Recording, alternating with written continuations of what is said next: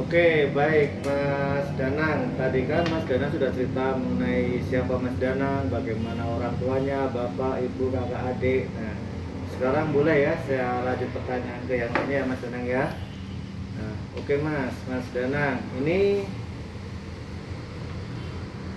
terkait dengan hubungannya Mas Danang dengan bapak Mas Danang, ibu Mas Danang.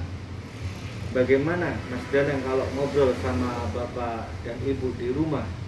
Intenskah? Dalam artian intens itu maksudnya sering atau tidak? Setiap kali ada masalah Mas Danang selalu cerita kepada bapak dan ibu atau tidak? Oke. Nah, kemudian ini Mas, bagaimana kalau Mas Danang ini lagi main keluar rumah?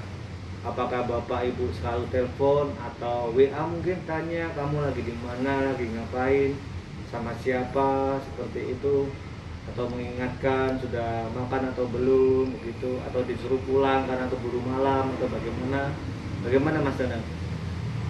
Oh ya, oke. Nah, masih nih Mas soal bagaimana orang tuanya Mas Danang ini. Nah, kalau Mas Danang lagi di rumah ataupun lagi main, nah ini kan tadi Mas Danang ceritakan bahwa bapak ibu Mas Danang itu tertib dalam beribadah. Nah ini bagaimana Mas Danang sendiri?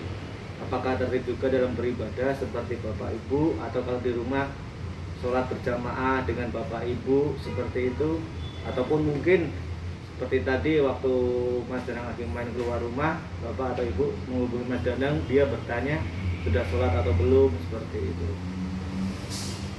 Oh ya ya, oke oke. Nah sekarang nih Mas, sekarang ke Mas Danang sendiri yuk. Saya ingin lihat Mas Danang bisa membaca diri Mas Danang sendiri. Ya, Mas Danang bisa mengenal siapa Mas Danang, dalam artian siapa sih aku. Nah ini Mas Danang, tentunya Mas Danang kan sudah umurnya ini 20-an awal kan ya. Pasti dong bisa melihat aku ini siapa toh. Nah ini sekarang coba Mas, menurut Mas Danang sendiri itu Mas Danang punya sisi positif apa, dalam artian keunggulannya apa? Misalnya, oh saya tuh bisa ini, saya tuh bisa ini, atau saya tuh sabar, saya tuh ini. Nah silakan Mas, apa positifnya Mas Danang? Oke, nah tadi kan positifnya,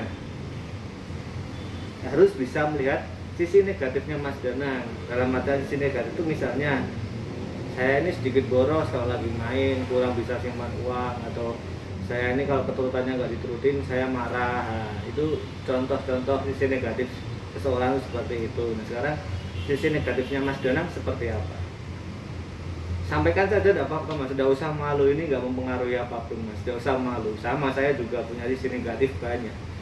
Sampaikan saja apa sisi negatifnya Mas Danang. Oke, ya. Nah, setelah Mas Danang mengetahui apa sisi positif diri Mas Danang, apa saja sisi negatifnya. Nah, menurut Mas Danang ini punya minat di bidang apa Mas? Atau Mas Danang punya bakat di bidang apa? Misalnya, kan kalau cowok itu kan dia ada yang minat di komputer, ada yang minat di otomotif, ada yang minat di olahraga. Nah, kalau Mas Danang ini cenderung di mana minatnya, atau potensinya cenderung di mana? Maksudnya kemampuan terbesar Mas Danang itu di hal apa gitu? Oh ya, oke. Nah, oke. Nah, tadi juga kan Mas Danang cerita pernah bekerja ya. Nah, selama bekerja itu apakah Mas Danang pernah mendapat teguran dari bos atau dari atasan, atau mungkin pernah dikeluarkan? Oh, jadi selama ini baik-baik saja di tempat kerja ya. Oke, oke. Nah, terus ini Mas, terkait dengan permasalahan atau kasus yang sedang Mas Danang hadapi ini, di mana Mas Danang mendapatkan dampak atau akibatnya di sini. Nah, apakah sebelumnya Mas Danang pernah terjerat kasus hukum juga atau belum? Atau yang sesuatu yang menyeret Mas Danang ke hukum? Oke, ya. Oke. Mas Danang sudah merokok. Sejak kapan merokok, Mas? Oke. Kalau minum minuman keras? Enggak. beneran, masa lagi tidak minum?